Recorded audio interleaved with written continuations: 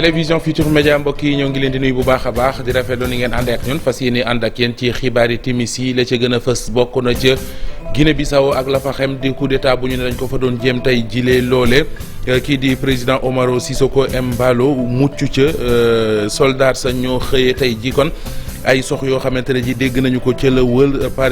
pare kon gouvernement bi ñu doon amalee ab conseil des ministres extraordinaire fii ci Sénégal it lu aju ci wàllu njàng mekk njàngale mi ak it pexe yoo xamante ne ji kon ñi ngi koy teg ngir seet nu ñu lijjantee jafe-jafe yi élèves yi di dund ci grève yi jàngalekat yi nekkee loolu moo waral fu ca mel ne école Les Mamelles teg nañu beneen xalaat boo xamante ne ji bëgg nañu élèves yi di mën di dem di jàngi te duñu am benn jafe-jafe ci naka kii di Insa Diallo mi directeur des études ca boobu la école dina ci indi ay leeral ci xibaaru timis yi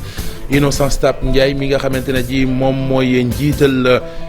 au conseil du dialogue social moom it di sàkku ak waxtaan ak doole bennoo ak déggoo gi nga xamante ne ji ñoo nga ca ngir seet nu ñu lijjantee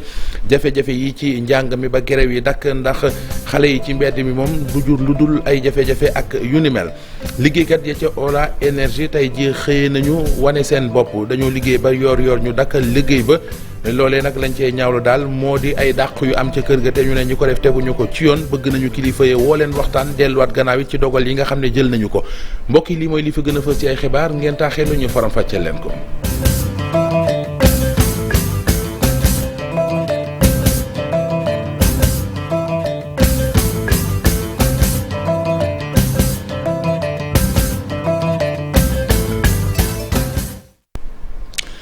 waxtaane xibaaru timis yi ak la xew ca Guinée Bissau mu di coup d'état boo xam ne nee nañ doon nañ ko fa jéem tey jii kon ci digg bëccëg gi la ñu dégg ay sox ya ñu ne soldat sa ñoo ko doon tiire ci jamono joojee nag ab conseil des ministres lañ doon amal ca palais du gouvernement ba nekk foofee ca Bissau mu di conseil des ministres extraordinaire boo xamante ne ji ñi ngi ko doon woote ginnaaw ba ñu yëglee foofee ci réew ma ab remaniement bu ñu war def ci gouvernement bi fàttali ne président ba mi ngi ko xamle woon ñaar fukki fan ak juróom-benn ci weeru janvier mujj gi nag it xibaar yi ñu mujjee jot daal moo di soldat sa doon jéem loolee ba doon fa tiirey fital mujj nañu leen a maîtriser ba tax président bu Guinée Bissau di Umaro Sissoco Embalo war naa def ab déclaration loolee nee nañu bu 7h ci ngoon jotee maanaam 19h jamono ji kon ci la ko war a def des na ci dikkaat ak yéen ci suñu yeneen jotaayu xibaar. waxtaane meneen réew mu nekk ci jafe-jafe ki ñol moo di réewum Mali ginnaaw dogal bi nga xamante ne ji kon kilifa yi jël nañ ko jëmoon ci appel ambassade ba fa nekk mu di ambassadeur bu France 72 heures ngir mu génn réew mu mel ne ñaari diggante yooyee kon dafay gën di jaxasoo di gën di metti li koy firndeel mooy dogal bu mujj bi waa Mali jël ñu ànd ci ay leeral ak Abdoulaye Cissé. diggante Mali ak France bu doon sëy la du nu na tas na de waaye jëlante nañu baat yoo xam ne tax na diggante bi ñagas ba Mali delloo séet bi ay mbokkam ndax nee na ambassadeur ba na génn réew ma ci diiru ñetti fan yu ñu ko may li ko waral nag ministre de l'Europe et des affaires étrangères bu France Jean-Yves Le Drian moo doon def conférence de presse di ci dalal naatangoom bu Niger ñu laaj ko ci lu jëm ci Mali mu ne Mali day ña fa nekk ca nguur ga sax amuñu benn légitimité ndax coup d'état militaire la ñu yegsee mu yokk ci moom Jean-Yves Le Drian ne kilifay militaire u Mali yi dañuy jël décision yu irresponsable loolu Mali jàpp ne kàddu yu tegginikuwul la li ko lal nag dëggantaan mooy dafa may militaire u Danemark yu toll ci téeméer yu ñëw ngir jàppale si force internationale bi nga xam ne léegi sax mooy Takuba te war a wutu Barkhane waa Mali ne leen waaw naka la ay militaire di jóge bitim réew dugg ci suñu réew te ñun yéeguñu joxewuñu autorisation France ne ko déedéet accord yi fi nekkoon may nañu loolu ndax lii force internationale la commandement bi nga xam ne ni mooy commandement Barkhane mooy woo ay nit pour ñu dimbale si ko kon ci commandement Barkhane boobu la ñu woowee Danemark ñu bokk ci force Union européenne bi Bamako nag ne leen déedéet fii militaire bu fiy dugg réew ma mu jóge day am accord bilatéral lii moo neexul France yokk ci nag bi kilifa yi junte bi yegsee ba léegi dañoo wane ne ñoom bëgg na noo jëflante ak personnel militaire paramilitaire yu société privée di bii di Wagner loolu nag France dafa mës a jàpp ni xajoowul ak ñoom ba di leen dippee ay mercenaires diggante bi nag du tas ndax kenn amul intérêt mu tas waaye tey Bamako moo jekku te xëy na mën na koo permettre dëggantaan mu renégocier rééquilibrer relation yi ba jëlaat souveraineté am ci wàllu accord de défense et militaire. Abdoulaye Cissé ci ay leeral dellu si ci réew mi waxtaane wàllu njàngameek njàngale mi élèves yeeg doxi ñaxtu yi ñuy amal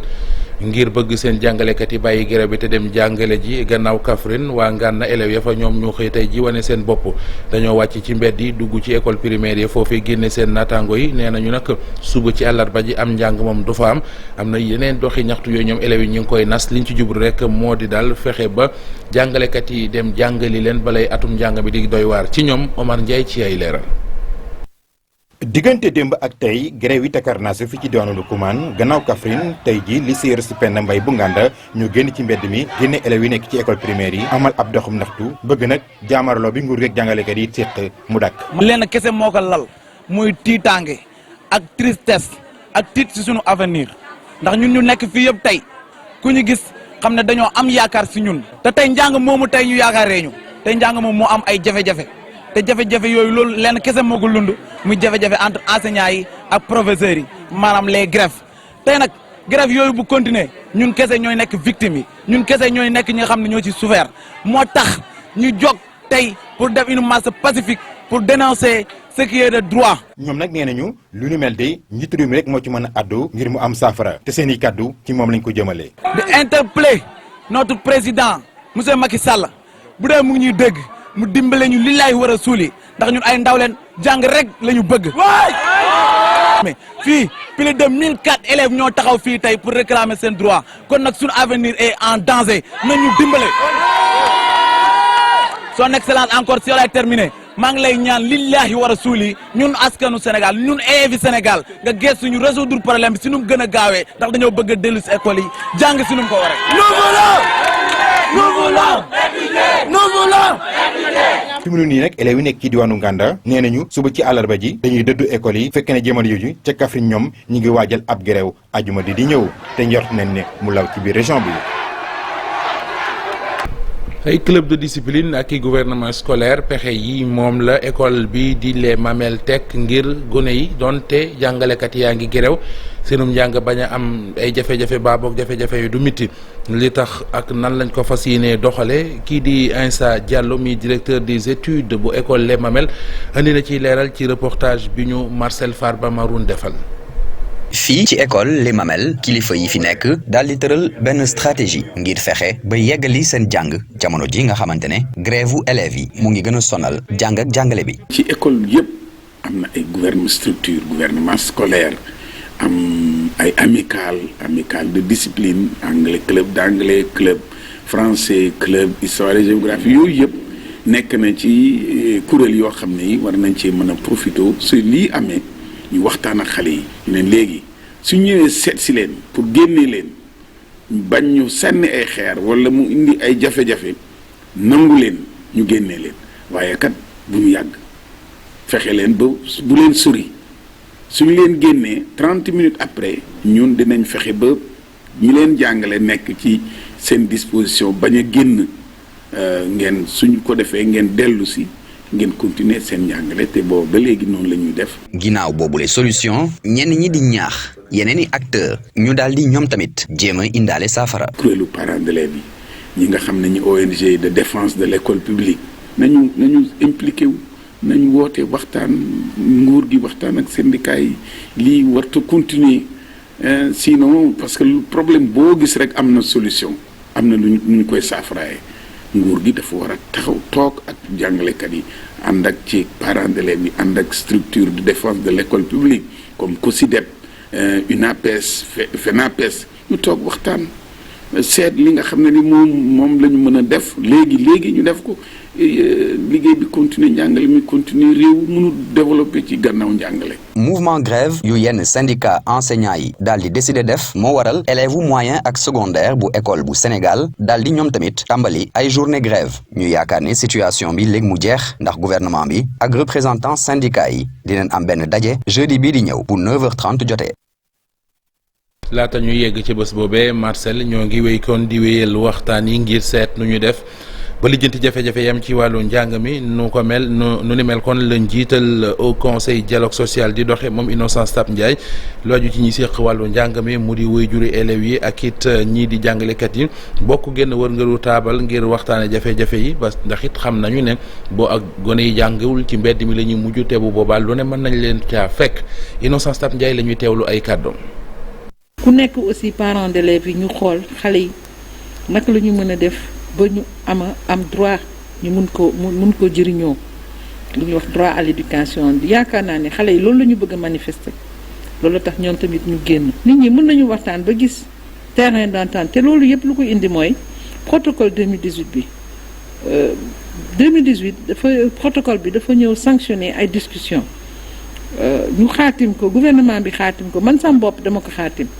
mais ñu gis ne am na ay fànn yoo xam ne dafa am difficulté d'application donc yooyu dañu nar a woote waat ñu toog ci ñaari ponk yooyu ñun suñu wàll def nañ ko. d'habitude ñun dañuy def benn réunion mois de septembre boo xam ne dañuy xoolaat mais ren defuñu ko parce que ministre bi dafa bëggoon def benn session sur la restauration des valeurs parce que dañoo gisoon violence bi dafa nekkoon ci école yi looloo tax mu teel a woote ci ponk boobu ba defuñu protocole bi pour jàngat ko. des ba léegi ci wàllu njàng mi waaye ci weneen anam fële ci diwaanu Kolda seetlu gi moo di l'école ya fa nekk amee ndox mu baax bariwul ñu bari ci élèves yi ndoxum teen mii ngeen di seen la ñuy naan loole nag di lu mën a jur ay lorange kii jafe-jafe ci seen wàllu wér-gi-yaram Abdoulaye Diallo. daaray tubaab yu diwaanu Kolda dañuy jànkonteel ak ay jafe-jafe ngir ñàkkum ndox gi faral di xaw ci biir diwaan mu waral ndongo yi am ay risques yu bare pour ñu dajek ay jàngoro ngir ndox yu baaxut yi ñuy naan li gën ko bare ci daara yi amuñu fi ndongo yi di naanee wala même biñ ko amee naanukaay boobu teen lay doon yenn yi doon ay teen yu kenn dul ub ci anam yi ni mel la nguurum Kowet jaarale ko ci Direct Aid indi ay koppor ngir tabax ca école Malang Sané bu commune Kolda benn mini forage. Direct Aid li ñu def pour Malang Sané dafa bëri sax du seulement construction mini forage mais pour ma wax ci mini forage bi fi ñu jëlee ak fi ñu yóbbu dañoo kontaan lool parce que gis ngeen xale yi ci teen bi la ñu doon root ndox te ñëpp xam nañ ne ndoxu teen bi segguñu ko defuñu ko dara dañuy ñëw rek di naan te loolu mun na indi danger ci seen santé mais tey Direct Aid bi ñu ñëwee ñi gis loolu ñu ne dinañ ma defaral fii mini forage pour seulement xale yi dinañu noppale ko ci root bi mais dinañu naan ndox boo xam ne ndox bu sell la muy eau potable bi du am benn danger ci seen santé. xam nga ñun presque am nañu junni élèves ci école bi léegi xoolal élèves yi bu ñu naree ñëw di xëcc baag. bile mini forage day dalal xelu waajur ndongo yi ngir njëriñ bu muy am ci daara ji. mais il est très grand parce que. ouf de soulagement bi dafa rëy lool ndaxte ku wax école wax wàllu wérgu yaram. léegi gëm nañ ne suñu xale yi duñu naan ndox mu salte loolu day dalal suñu xel bu baax a baax ñun waajur ndongo yi. c'est vraiment soulageant, c'est un grand ouf de soulagement. Sans l'eau on ne peut rien faire donc si vraiment. ku amul ndox mënoo def dara donc léegi bi ñu amee ndox dañuy sant yàlla te surtout que léegi gis ngeen ne teen bi dafa ubbu dara du fi dugg. C'est une eau potable et encore il y a une protection et l'eau est encore potable là on n'a pas de risque. li ni mel la ñu amal ca école bu Marakissa bi féete ca biir département bu Kolda dañ fa tabax ak mini forage bu bees tàkk. dellu si Ndakaaru waxtaane yëngoog yëngal yi nga xam ne liggéeykat yi ci entreprise bi di Ola Énergie xëye nañu ko tey ji dañoo liggéey ba yor ñu dakkal liggéey ba tàkk ay sagar yu xonq la leen miti ba tax ñu ko doon ñaxtoo ko xultu doxalee ca noone mooy defam kenn ko bokk ci ñoom di directeur des opérations ba la ñu ne moom la ñu dàq ci anam wañ ko dàqee tegewul ci yoon ngir nag ñuy dégg leen moo waral ñu xëy wane seen bopp reportage foofee ca Ola Énergie Habib Faye Alioune Diagne. bëccëg gi wuuteeg lool ba ñu daan dund ñoom ñuy liggéeyee ca Ola Énergie liggéeykat yi dañoo bank seen i yoxo ne tey duñu daan seen doole fii la ko waral bokk na ci ñaawlu dàq kenn ci seen responsable opération yi. lii nii suñ ko bàyyee mu jàll du doon lu rafet parce que kenn xamul suba ci kan la ñuy dalaat donc ñu bëgg a bàyyi ki nga xam dañ ko licencié ñu bàyyi ko mu dem ci anam bi donc ñun mën nañu dal mën na dal keneen mën na dal keneen. négocier suñu départ collègue boobu ci anam bu gën a rafetee donc loolu mooy tax ñu la date d'aujourd'hui ñu waxoon ne dañuy arrêté liggéey bi. mer la ñu def ñuy firndeel ñi nga xam ne ñoom ñoo yor direction entreprise bi seeni nakar ñaari pàcc yi sekkub waxtaan ngir xool ana nan la ñuy wutee ab pexe mbaa lu ko mooy ñoom syndicat yi nee nañ daañu jël kulluk syndicat buy liggéey ci wàllum énergie boole la ca xeex mi. ñu jël suñuy liggéeykat di leen nasaxal di leen néewal doole loolu moom duñu ko nangu moo tax ñu nangu ku nangoo waxtaan ak ñun kilifa gu nangoo waxtaan ak ñu naxaare yow parce que société bi lañ teg ci diggi suñuy préoccupation ni ñu ko waxee société yi nañu màgg travailleurs yi mën ci am ku ne séddoo li fi ne waaye di dugal ay nit ci ruq di leen doon loolu moom duñu ko nangu. bu toog amee rek ñu échanger moi je pense que solution dina am waaye au cas où solution amul nag ba ñu war a dem ci confrontement moi je pense que ne secteur bi yëpp nag dinañ ci dugal seen loxo parce que aussi syndicat du pétrole am na noo xam ne nii du ko nangu mukk ñu koy def si kaw travailleur. direction générale bu Ola énergie woo na leen nag ci pencoo googee waral na ñoom ñu dakkalagum seen i yëngute. su fa waree yem je crois que ñun daal animé nañ bonne volonté boo xam ne bëgg nañ daal mu jeex bu ñu ko bëggee ñoom yaakaar naa du am benn problème bu ñu ko bëggul nag ñu seet nañu def neen. tey ci suba gi ay morceau yu xonk la ñu taq di wane itam seen it métit ci biir entreprise bi di Ola énergie Sénégal ba nga xam ne sax direction bi ñoom dañu def tekkaaral ngir bañ a ñëw yàbbi ci jamono ji. ci wàllu politique sagara ngay xeeñ fële ca diwaanu Oussouye sabab la moo di coalition benn Yewwi Askan Wi ca département bu Oussouye nga xam ne ñi ko jiite mooy ñi fare Ousmane Sonko ak ña ñuy xëccool ñoo jubawul ndax dañu jébbale ab recours boo xam ne la ñu cay ñaaw la mooy résultat yi ak na mu tëddee la ñu gis ne daal jaaduwul dañuy ànd ak Boubacar Diassi ci ay leeral. farando yu Ousmane Sonko yi ca département bu Oussouye jeno fii ak taskat xibaar yi ngir yëgle ni seeni adversaire dañu weddi ni ñoom ñoo gagné conseil départemental bu Oussouye ba tax nañu dugal ab recours ndaxte ci département bu Oussouye conseil départemental ba Yewwi Askan Wi moo ko gagné bi ñu génnee ci élection yu ñu amal ci ñaari fukki fan ak ñett bu weeru janvier. mais ci ginnaaw dafa am yi nga xam ne mi ngi ciy xew ñu leen di avertir di leen di wax ni taxaw nañ temm di leen di xaar fépp fu ñu woo muy ay recours yu ñu dugal ba ndam li kenn du ko salfaane du ñu sàggante benn yoon ba suwaaw département boobu kenn di ko sopparñi. farando yu Ousmane Sonko yu nekk ci Kaasa ne li waral coalition Yewwi Askan Wi gañewul te juróom-benn collectivité territoriale yu Kaasa dafa yomb xam nee na ñun ndax rek seeni adversaire dañu toxal ay électeurs yóbbu leen ci département bu Oussouye. ndax constaté nañ man mi en tant que plénipotentiaire départemental artu nañ balaa ñu dugg ci biir élection yi ci benn constat bi nga xam ne gisoon nañ ko mu nekk lan ay transfert d'électeurs tey jii amul benn commune ci département aussi bi nga xam ne gisuñu fa des centaines de personnes yu ñu jëlee ñii Guinée-Bissau ñii Guinée-Conakry ñii sax kenn xamul fu ñu leen jëlee pour ñu war a ñëw voter ci biir département bi. ñu jàpp ni bu ñu noppee ci élection yu 23 janvier bi ñu génn coalition Yewwi Askan Wi moo gagné commune bu Oukout commune bu Moulomp waaye it conseil départemental ba coalition UCS Mbooloo daal di gagné commune bu Oussouye ak Diembéring te it coalition Benno Bokk Yaakaar moom mu daal di jël commune bu Santhiaba Manjak. dellu si Ndakaaru des ba léegi ci wàllu politique xamele leen ak koo xamante ne ji def na jaloore ju rëy ci élection locale yi ñu génn mooy Seydina Issa Laye Samb mooy maire bu Yoff moo fa jëlee Abdoulaye Diouf Sarr moo di kan yëngu-yëngum ci wàllu politique fi mu jaar ba fi mu toll tey ci fanweeri yaatam ak ñeent Modou Fall. kenn gis ko woon muy ñëw ci taxawaay ñu mën ko natable ak David mu daan ki nga xam te ni moo di Goliath bu coalition Benno Bokk Yaakaar Seydina Issa daal dinay gagné élection locale yu 2022 yi ca Yoff ci kanamu ministre de la santé ak maire bu Yoff bi di Abdoulaye Diouf Sarr toll ci ñaar fukk ak ñeent mu ngi def kon li nga xam te ni moo di yoonu politique am parti socialiste nekk parti bu njëkk. benn parti laa mas a jaar muy parti socialiste def naa fa fukki at ginnaaw ba ma ànd ak Manko Taxawu Sénégal ak Khalifa Sall ci élection ba ñuy tab ba pencum ndaw réew mi ñu dàq ma parti bi donc boobu ba léegi maa ngi dox ak Khalifa Sall ci Taxawu Sénégal jiite fa ndawi Ndakaaru loolu nag lu ma dimbali la. tegi jéego nank-nank mu mujj rek kon jébbal ab programme boo xamante ni Yoffa yi dañ ko mujj nangu daal di koy fal. programme bi nag am na yeneen axe yu ci mel ni développement humain parce que ku jug ci politique da ngay naan dama bëgg defar dëkk bi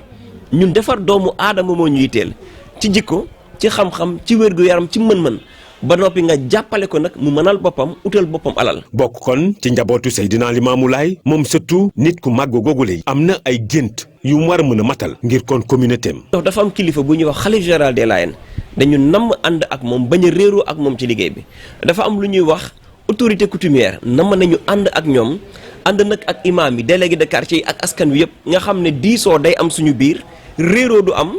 ndax lu ñëpp a bokk ànd ko ak ñëpp doxal ko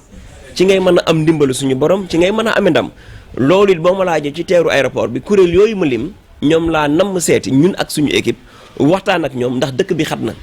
tey Yoff mooy dalal appelu Seydina Limaamu alayhi salaam mais amul caserne sapeur pompier amul brigade gendarmerie maanaam infrastructure yi war a gunge dëkku diine buy màgg amu fi. local yi weesu mu daal di koy daan moom Seydina Issa fu mu ne nii teg na gëttam ci liy ñëw ànd ci xel mu dal mu jàpp ni liy ñëw a dàq fuuf li ñu wees.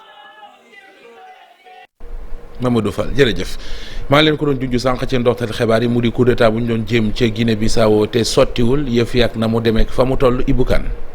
ñu ko teg loxo ba fi ñu toll mën nañu jàpp ne yëf ya antuwul président Umaru Sissoco Embalo militaire ya mujj ñu ko teg loxo bu ñu sukkandikoo ci correspondant France 24 bi xamle ne moom ci boppam wax na ak président bu Guinée Bissau naka mu nekkoon ci réunion conseil des ministres extraordinaire ak gouvernement am tey jii ci talaata ji ay militaire dal di wër palais gouvernement ba foofu ca Bissau ci diggu bëccëg gi ay weccoo sox ñu dégg ko ci diggante militaires yi ak garde rapproché ba loolee nag indi jiixi jaaxa bu mag ca biir Guinée Bissau rawatina communauté internationale bi ñëpp di ko naqarlu CEDEAO ci benn communiqué mu xaatim tey jii daal di naqarlu nag tentative putsch boobu ñu nemmeeku ca Guinée Bissau xamle ne lépp lu jot président ba wala sax gouvernement am militaire yi. waxtaane wàllu tàggat yaram ak équipe nationale bu Sénégal ba ca Cameroun dañuy tànn kenn ci gaynde yi seeti waa këram moo di Cheikhou Kouyaté di milieu de terrain ci équipe nationale bu Sénégal newoon ni jamono it capitaine équipe bi fa mu fekk baax di ca xaar yàlla askan wa confiance la ñu àndal rafetlu nag jikkoom ak taxawaayam ca diwaan ba mu di ci jàkka yi di ci daara yi nee nañ loxoom musu caa jóg ci jamono ji nga xamante ne jiit Sénégal a ngi football kër ga day fees dell ak mbooloo ñëpp rek ñëw ngir jàppale doomu xaar yàlla boobee di Cheikhou Kouyaté ñu ànd ci reportage foofee ci seen kër ak Pafara Ñing. xaar yàlla di quartier bu mag ci Ndakaaru moom mi am na doomam bu ko teewal ci équipe nationale bu Sénégal yaakaar naa ni xam ngeen ko sax ci bâtiment bi ngeen di gis fii la Cheikhou Kouyaté màggee yaroo fi ci biir kër gi dañuy tiitaroo ki nga xam ne mooy seen doom. dafa mel benn soldat buy dem guerre rek. buy dem njabootam mooy soxnam doomam famem ñëpp dañuy jaaxle dañuy tiit parce que ndax ndam la fay jëlee wala gàcce la fay jëlee. dugal deuxième bi. bon macha allah joie la woon ak contentement lañ dund dëgg quartier bi yëpp daw mobilisé wu ñëw si kër gi si koñ bi yuuxoo yi fii kontaan ñu am ci mbégte lool nag sant si yàlla. dama dugal bii bi ma koy tooñ quoi envoyé ko message di ko tooñ di ko gars yi ne mu yóbbante si yow nee nañ il faut ñu may la ñetteel. mu ne lan mais daa bañ. wéetaay bi ngeen fi gis nag ay jamono yu ndaw dong la ci compétition bi waaye Sénégal bu joué day mel ni fête ndax ndaw ñëpp fii lañu ñëw di daje di seetaan ak match bi ak njaboot gi. yow ni ngay ñaanale say mbër pour ñu daani ñi ngay jongante tam ñoom it duñ bañ a ñaan dañuy ñaan te yàlla ñëpp la mu des nag léegi kon ful ak fayda ak jëmmal sa bopp imposer sa bopp. match yi dañ koy waaj mën nañ ni comme léegi am nañ habitude bi daal waaw Cheikhou match yi fii gars yi dañ koy waaj préparer ko di ko ñaanal daal. ñi nga xam ne ñoom la doon footballandoo jàpp nañ ne Cheikhou Kouyaté woneegul lépp li nga xam ne mën na ko. Cheikhou ba léegi gars yi xamaguñ ko sax parce que footballagul parce que ñun ba muy nekk fii li mu doon joué ba léegi gisaguñ mu loolu noonu génneegu ko waa Cheikh waxuma la bii sax ay courant sax bu ko tegee gars yi dañu war a lem rek aju xam ni mooy loolu yëfam la. lu teg wàllu football ñoom ñëpp kàddu gi benn la Cheikhou Kouyaté nit ku baax la. muy suñu doom nag moom juddoo fi yaroo fi màgg fi di fi def ay teranga ci ay nit kon boog donc dañ ko ñaanal gudd fan ak wér te équipe bi yàlla may ñu coupe Cheikhou nag xale bu baax la lekkul dara bàyyi xale day def ci jàkk yi di def ba ki dem la mujjee tabax fi benn jàkk waaw bu ko neexoon du ko def. gannaaw bii bi nga xam ne dugal na ko contre Guinée équatoriale fii ci xaar yàlla supporter équipe nationale bu Sénégal bi nee na Cheikhou Kouyaté dina defaat li nu mel ci demi-finale bi. suba moom Kouyaté ak i ñooñam di équipe nationale bu Sénégal daañu football ak Burkina Faso mu di demi-finale Coupe d'Afrique Cameroun 2021 bu 7h ci ngoon jotee ca la ñu koy football gaynde yi tàggatu ci stade annexe ca kon terrain annexe bu stade Amadou Ahidjo gannaaw bi laata loolu Aliou Cissé janoon ak taskatu xabaar yi ngir wax ni ñu toll fi ñu toll koon ci wattaay wi ñu dem ca Yaoundé fekki fa envoyé spéciaux yu télévision Futur Média Mamadou Ndiaye Ahmed Niang. Sénégal Burkina moo nar a ubbi demi-finale Coupe d'Afrique des Nations bi am fii ci Cameroun Sénégal dajale ñaari yoon di jouer demi-finale gannaaw demi-finale bi nga xam ne joué na ko ci atum 2019 boobu sax d'ailleurs Sénégal dafa jouer finale daal di koy ñàkk Sénégal nag fi mu ne nii di wut ticket ngir dem ci finale bi mu nar a nekk ñetteelu yoon ci histoire am sànq ci conférence de presse d'avant match bi Aliou Cissé wax na ko nee na équipe bi pare na moom pare na ngir jàkkaarloog ñi nga xamante ni ñooy étalon du Burkina Aliou Cissé ñu dégtal leen ko. Burkina, comme vous le dites, c'est une très belle équipe qu'on connaît. Il faisait partie de notre poule lors des éliminatoires de la Coupe du Monde en 2010. li ma mën a wax rek mooy Burkina Faso équipe bu baax la te su ma fàttaliku bu baax ci atum 2018 am na ñaari jongante yu ñu seqoon ak ñoom ñu njëkk a def benn timbo 0-0 waaye bañ demee ci Burkina Faso foofu ñu defaat fa beneen match nul 2-2 la woon waaye ma gis it ne tey équipe bi am na lu bëri loo xam def na ko ci ay jéego donte sax am na jour yoo xam ne ni nekkatuñu ci. kon ñuy dem ci ab demi-finale goo xam ne nii dina tar lool waaye lépp lu ñu mën a xaar ci jongante bi rek mooy ñun duñ ci des gannaaw dinañ def suñu kéemtalaay kàttan ngir it ñu am ci ndam ndax confiant nañu. Kamou, c'est quelqu'un qui fait aussi un bon boulot. Aliou Cissé bi muy ñëw ci conférence de presse mi ngi ànd ak kii di Joseph Lopi moom joueur bi moom wax na ni fi mu ne nii discours bi ci biir tanière bi ak li nga xamante ni ñoom ñu ngi koy waxtaanee mooy seen objectif mooy dem jouer ji finale fexe jël trophée bi mais li ci gën a am solo xam nañ ni seen match beeg Burkina du yomb match bu nar a jafe la doon Joseph Lopi ñu dégtal leen ko. Une pression, elle est positive alors. waaw pression ga waaye doon pression boo xam ni gu positive la ay suñu adversaire de Burkina Faso am nañu envie dëgg la jouer match bi waaye ñu nit lu ni mel moom la ñu yàpp suñu bopp bëgg rek dugg ci biir jongante googee am ci ndam du yomb gaa waaye lépp loo xam it mën nañu ko def dinañu ko def ngir continuer aventure gi nga xam ne si la ñuy nekk ca cappaandal ga. Voilà, nous aussi on a envie de gagner, on a envie de continuer l'aventure, donc ça sera un match disputé. Sénégal ak Burkina nag dañoo am loo xamante ni ñoo ko ndróole ndax ñaari équipe yi donte ay finales yi ñuy joué wala ay demi-finales yi ñuy joué ñoom ñaar kenn gañeegul lii di trophée bi ñoom ñaar ñëpp di ko wut waaye ren nag fi mu ne nii kenn dina dem final keneen ki daal di des. ñu nar a xam kan moo nar a dem final suba incha allah ci bu 19h jotee GMT dinañ xam kan moo fas yéene jouer final Coupe d'Afrique bi ren ci atum 2021 bi ñu koy jouer fii ci Cameroun. Mamadou jërëjëf daañu àndaat ak yow ci suñu yeneen jotaayu xibaar jëm ci woowile wàll fii la ñuy yem mbokk yi ak yéen ci xibaaru timis yi 20h Sara Men Sali Cissé dina fi teew ànd ak yéen ci xibaar yi ci tubaab ñu fanaan jàmm.